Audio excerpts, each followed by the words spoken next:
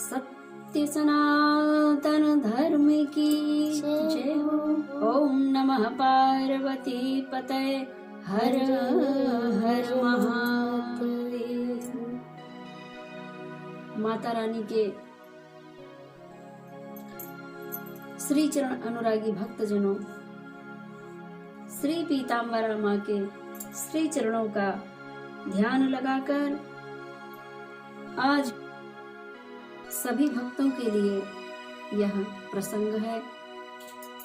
भक्तों, इस संसार में प्रत्येक मनुष्य हैं, जिनमें कुछ मनुष्य ऐसे भी हैं जिन्हें अपने कुल देवी देवता के बारे में जानकारी नहीं है और वे कई पीढ़ियों से इस बात को लेकर परेशान हैं कि उन्हें कोई अपने कुल देवी देवता की पूर्ण सटीक जानकारी दे सके।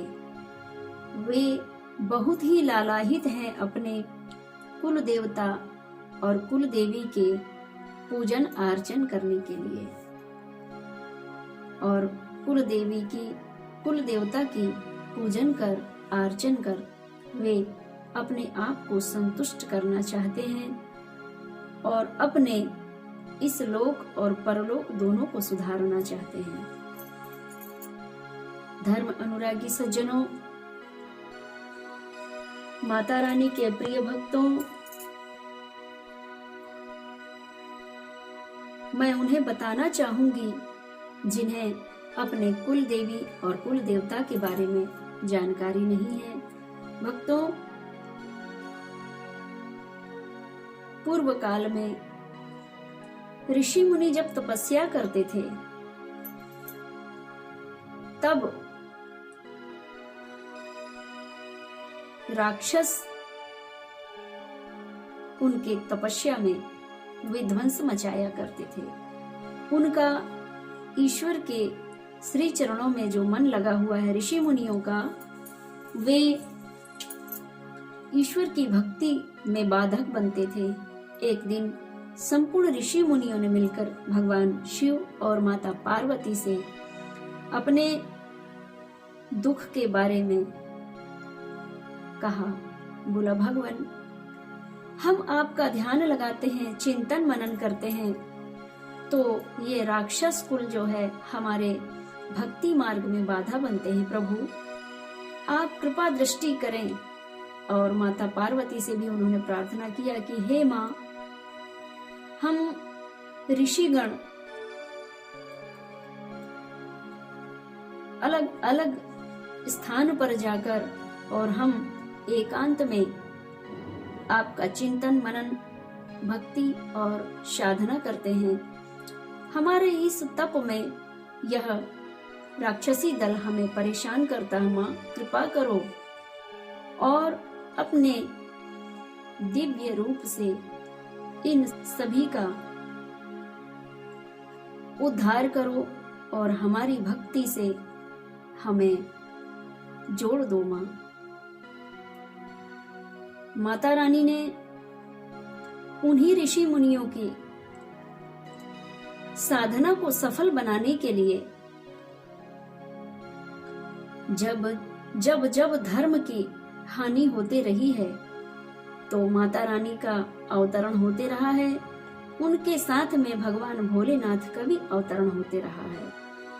अनन्य रूपों को धारण करके माँ ने ऋषि मुनियों की जान बचाई, उनकी रक्षा करी और जब माँ ने अपने रूपों का अवतरण किया है तो माँ के उन्हीं अवतारों के नाम से, अनन्य रूपों के नाम से विख्यात हो गई हैं। जब वे ही ऋषि मुनि अपने अपने स्थान पे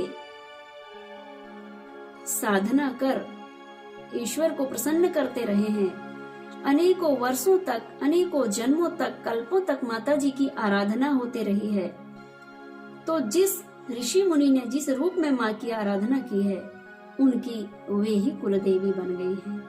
अगर जिन भक्तों को अपने कुल देवी देवता के बारे में ज्ञात नहीं है तो वे परेशान ना हो। जिनके भी कुल देवी देवता हैं वे शिव, भगवान शिव और माता पार्वती का ही स्वरूप है। इसीलिए अगर हमारे जीवन में कुल देवी देवता नहीं आए हैं, नहीं है, तो आप चिंता ना करें। किसी दिव्य महापुरुष, आत्मज्ञानी, दिव्य दृष्टा रहित संत महापुरुषों की शरण में जाकर के, जो साधक हों, चाहे वो 10 महाविद्या के साधक हों, चाहे 9 देवी के साधक हों, दिव्य महापुरुष से दीक्षा संस्कार लेकर के और पूजन आराधना करें। वे ही आपकी कुल देवी हो जाएंगी और वे ही कुल देवता हो जाएंगे। जैसे ऋषि मुनियों के कुल देवी और कुल देवता हो गए भगवान शिव और माँ पार्वती, इसी प्रकार आपके भी गुरु दीक्षा के माध्यम से वे ही इष्ट देवी देवता हो जाएंगे और वे ही कुल देवी देवता हो जाएंगे। और जिन भक्तों को मेरी यह सलाह में संशय हो, वे हमारे पर्सनल नंबर पर संपर्क करके अपनी मन की शंका का समाधान पा सकते हैं। हमारे YouTube चैनल पे नंबर, स्क्रीन पर नंबर दिया गया है, उस नंबर पर आप संपर्क करके अपने कुल देवी देवता की सटीक जानकारी प्राप्त कर सकते हैं। बोलिए बगला मुखी मैया की जय। ओम नमः पार्वती पतये हर हर महादेव। गुरुरे ब्रह्मा गुरुरे विष्णु गुरुरे देवो महेश्वरा गुरुरे साक्षात परब्रह्मा तस्मै श्री गुरुवे नमः। जय माता दी भक्तों, जय माँ बगला मुखी। सद्गुरु का दिव्य प्रसाद आनंद।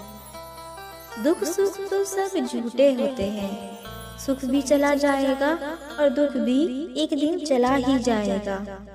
पर भगवान को जानने के बाद, सद्गुरु की शरण में आने के बाद जो आनंद हमें मिलता है वो कभी कहीं नहीं जाता। ब्रह्म आनंद के समक्ष दुनिया के सुखों का आनंद एक क्षणिक मात्र है। यह संसार में सागर की एक बूंद के समान है।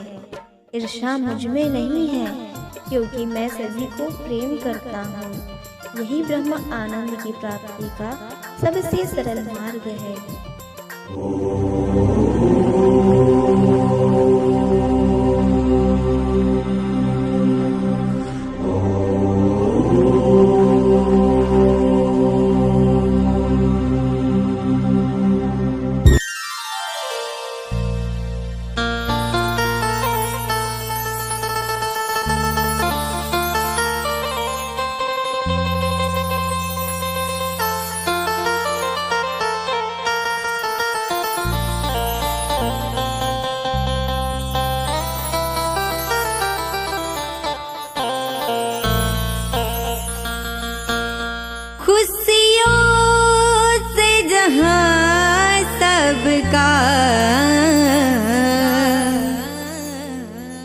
दामन भर जाता है।